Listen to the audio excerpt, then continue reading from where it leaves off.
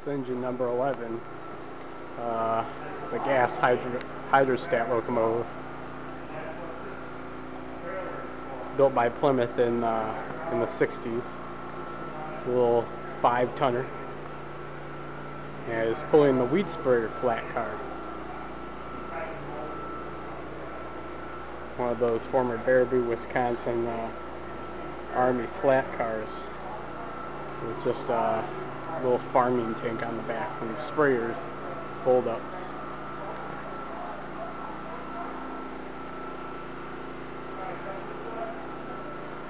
We're now entering the locomotive shop. A quick view of number 3 coming up.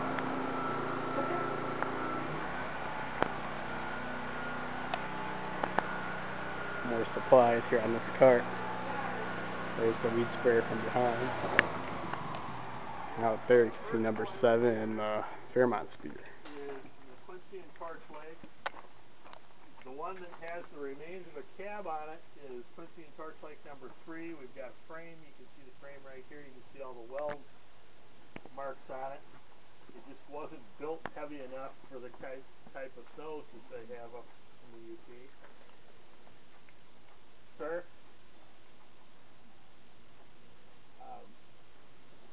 Anyway, this next boiler over they thought was a spare for 3, and it turns out that it's actually for Quincy and Torch Lake number 4. If somebody wants to donate us a couple $1 million, we could actually get that back together and have a Michigan steam engine running on this. Oh, really? That's unfortunately about what it will take to put things back, because every railroad item is a lot like Grandpa's axe. And if you don't know what Grandpa's axe is, it's an axe that has had a couple of new heads, 3 new handles, but it's still Grandpa's axe. And railroad is much the same way. To rebuild number 3, we would have to redo a frame in much heavier steel. Likewise, it would have a whole new cab on it. You can see the green tender over there, 152.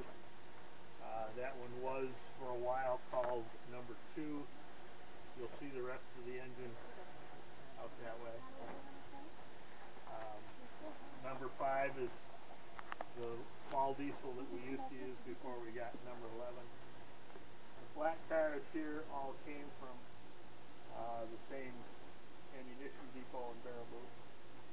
The one that has a structure on it, that was built to move all the Halloween characters.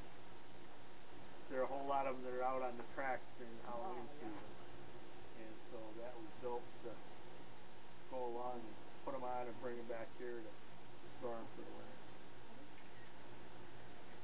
So if we go back inside here, you can come and see the heavy maintenance pit.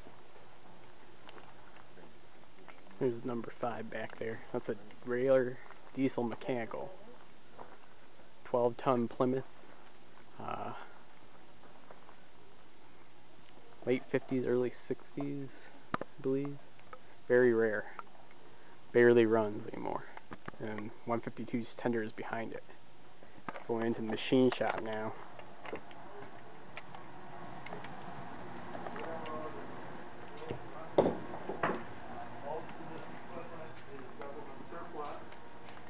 The lathe back here was actually from the Navy, and it is big enough for us to turn the wheels. You can see that's a freshly turned wheel there, because you got to have a proper profile on it for it to go down the track properly. And so we can turn the wheel there. We can do pretty much anything that needs to be done on the locomotive. The drop table. They have to be rebuilt per government standards every 15 years. Steam engines do. And the reason that steam engines disappeared is because of the high maintenance, not because coal Two's down there. But it just costs so much more to keep them running.